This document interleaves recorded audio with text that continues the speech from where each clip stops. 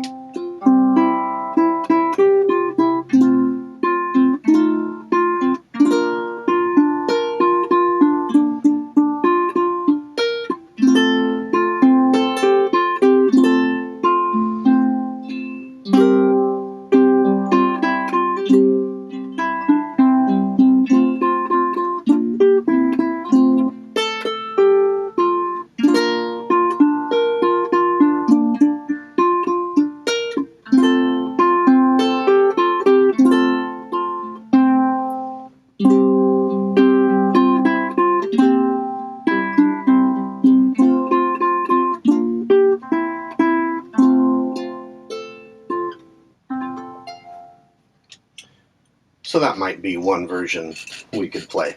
The thing is that I might play it completely differently another time I played it. And so we can talk about some choices that I make along the way. The most important thing is the melody must stand out, whatever else I'm playing. Whether it's a chord structure or some little fill or something else, you have to hear the melody. So you have to be able to hear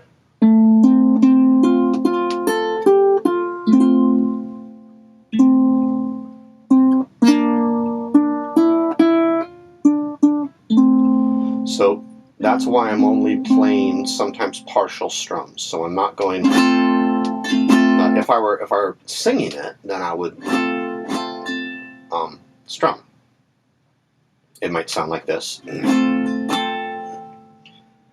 Make ala hele o Jesu, ihala vai akuai, meke kanaka.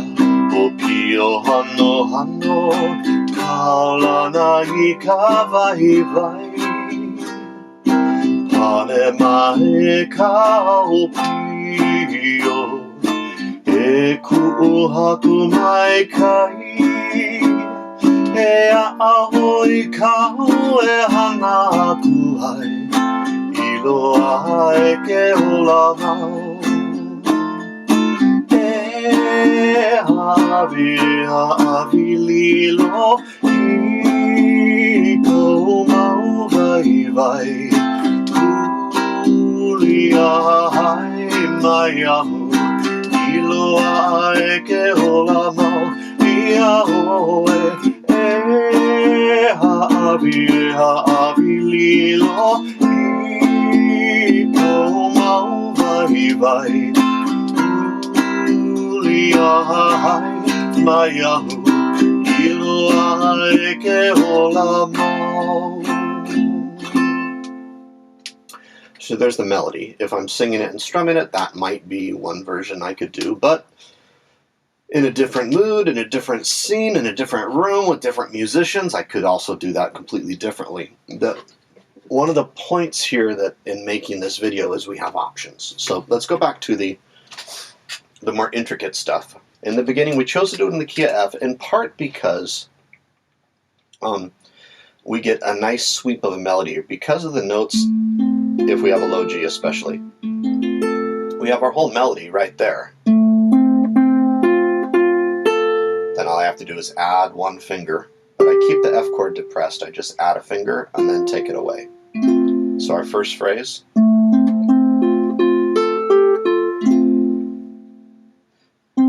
Now my melody goes here. I want to play the F7. The reason I want to play the F7 there is because I'm going to the B flat. So if I were strumming it there, and I thought about it, even though it's not in the music here, the music I'm looking at is different, in case you're curious. There it is. So there's no F7 there at the end of the first line.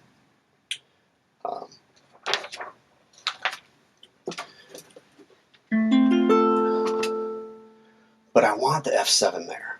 So can I get the F7 there and also make my melody here? And the answer is not really. I could voice the F7 here.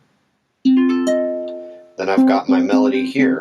But then I've got all these other notes higher than the melody. So I'm going to make a choice. Because in general, I want the melody to be the highest pitch note that I can hear, because it makes it clearer that way that it's a melody. And thank you, Herboto Jr., for showing me that. Made a big difference in my playing. So you always, give credit to your teachers from whom you learned something.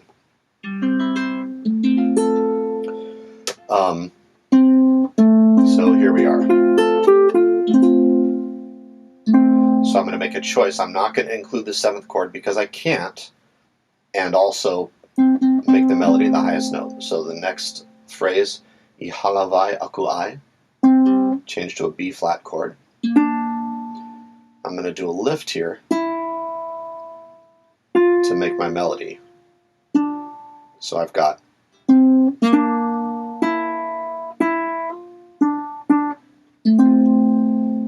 I'm not going to play, when I go back to the F chord, I'm not going to play all of it. I just want to hear those two. So ihalavai. But then, because I've got a little time before the phrase meke kanaka, I might go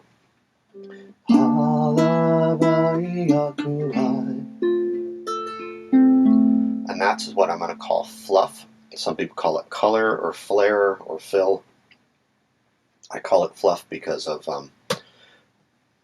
I think of stuffing a pillow back in home economics class in 7th grade with Miss Shelkoff. Wherever you are, thank you for teaching me how to make a pillow and fry eggs and other things that I still use as examples. Okay.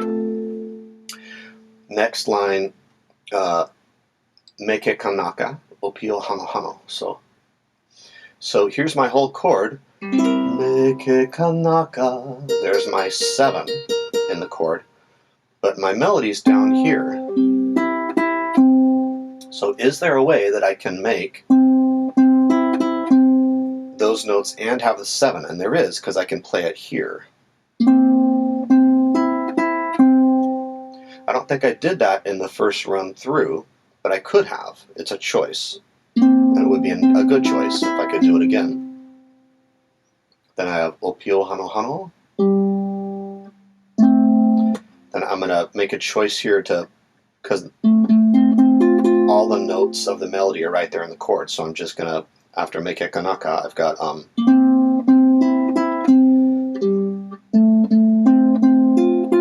so that doesn't sound very fancy, but it's very sort of beautiful simplicity, right? We're not trying to make it crazy fancy. We're trying to make it nice, pretty, not overdone. Then I've got Kanaka Waiwai. I've got a G7 chord here, but I'm not going to play the whole thing because my melody is here.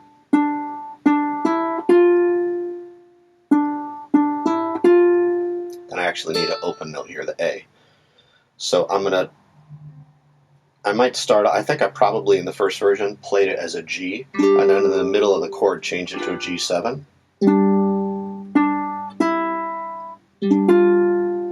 So I'm getting then an open. Then I'm going to lift. And then I have this is a C5 chord because there's no 3rd in it. It's just a 1, and here's a 5, here's another 5. If I fret this, it's just another 1 if I were to play the whole chord. So I've got C5. That's the melody we need to accomplish. Now, if I were clever here, I could put in, I have a choice, I could put in That's putting the 7th part of my chord back in there, but this is still the highest pitch that we hear because this uke strung with a low G, so I'm going to take advantage of that. So, Kalana.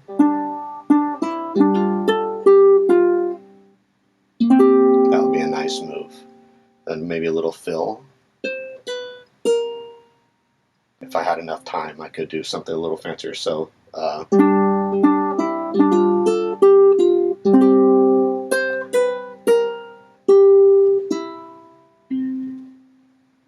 want to do a stylized pause there before pane mai. You would not do that if you had a hula dancer. A hula dancer, you play everything straight rhythm because you're just accompanying the hula. Pane mai e kaupio.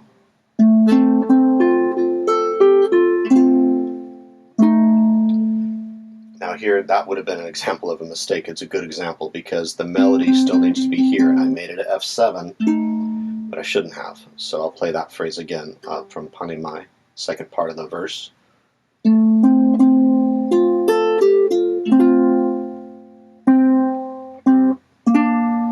E kuhaku mai kai.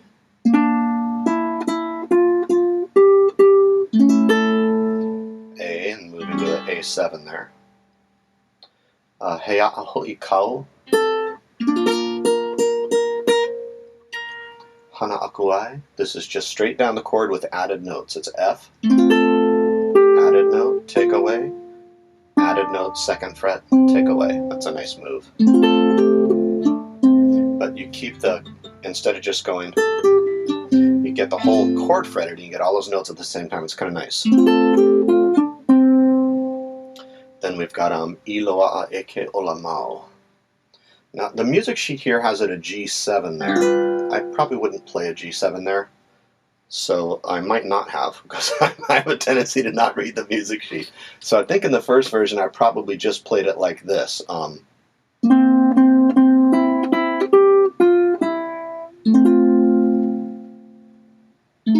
I've got an F7 chord. Remember, first time into the chorus you don't have the ia ole, so you don't play it either when you're doing instrumental, because it's not there in the lyric.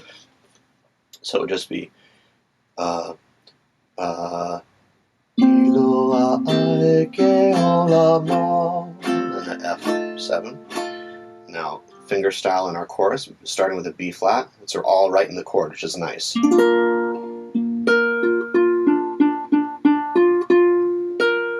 Next phrase, on the F chord, add a note, take it away, add it back, take it away.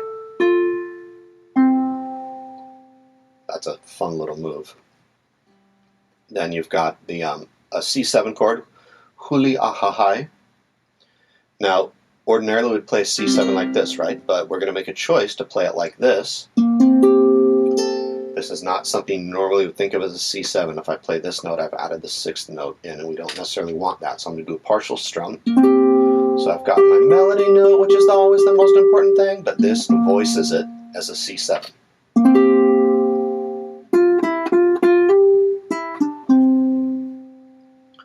Then I've got a Iloa eke olamau. Partial strum, right? Ending there because that's my melody. B flat, add a note, 3rd fret, take them away, then back to a F. Then the chorus repeats here. If we wanted to put a 7 in there and repeat at the same time, we could make a choice of fretting both of those, so that would sound like this. That would be a nice move. I don't think I thought of that the first time around, but that would be a nice move to add it in.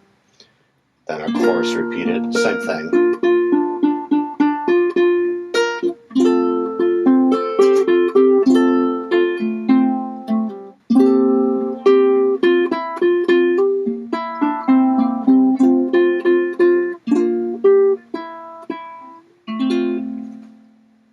So the way we're trying to teach it here is that we have choices we can make.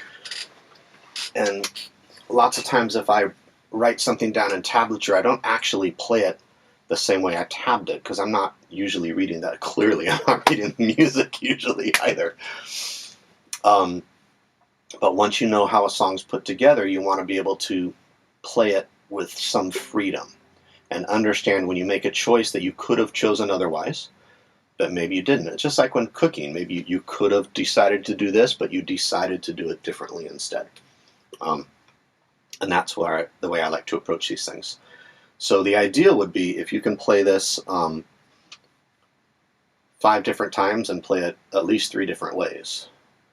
I know that's, first maybe just learn one way, get good at that, and then learn your choices. But then the next exercise, incidentally, would be, okay, great, now you can play it in F. Now imagine this scenario where suddenly the person with you wants to do it in G. Can you play it in G? Wahaha. Evil laugh, right? You've got a whole nother video for that. Yes, you could.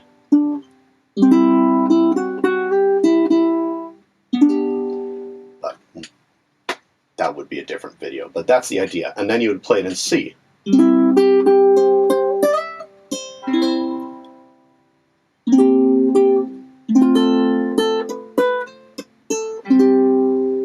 This is not the way I torture my students. This is, well, it is, but it's the way that I practice myself too. So if I'm playing, I want it to be, I think it was also Herb Otad Jr. who told me this, and I thought, wow, what a great idea. Once you learn to play something in one key, learn to play it in at least 3 keys. And that's what I do in an empty music store, which is a very empty music store this week. I just play stuff in multiple keys. And usually I use C, F, and G, but sometimes I'll make it even more interesting. You've always got options. So hopefully that was a helpful video and showing you some close-ups and explaining some of the thinking behind it, because I think that's way, way, way more important than just here's a tab sheet, play the tab sheet, or here's a music sheet, play the music sheet, and if you deviate, you have failed. Which is kind of the way that I learned music originally, and there's a time for that when you have to play what's on the sheet because there's 30 other people with sheets and it all must go together in a specific way. But more Hawaiian style Kanaka is a little looser. You've got choices. So hopefully that was helpful. And aloha. Let me know, by the way, if there are any other songs you'd like. I'll teach those too. Aloha.